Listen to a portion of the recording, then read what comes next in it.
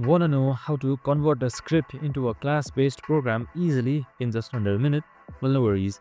In this video, we're going to ask Cursor AI in order to automatically change your code into a class-based program with just a single prompt. So let's get straight to it. Now, first things first, you can just simply open up your Cursor AI application. So once you open it up, you should be under this interface right here. So we have also created videos on how to use Cursor AI through various means, so make sure to watch it. So once you're here, just simply select Ctrl press A in order to select the entire code. And now once you've selected the entire code, here you should be seeing quick edit right here, just simply like that. And now once you've clicked quick edit, just simply type in this prompt. So once you've got in this prompt, just select enter, and now once you've selected enter, you should be good to go. And that's it, super simple and easy. Now your code has been changed, you can just simply say keep to keep it. I hope this video helped. If it did, make sure to like, subscribe, and tune in with us for more of these simple videos. Have a good day and see you in the next one.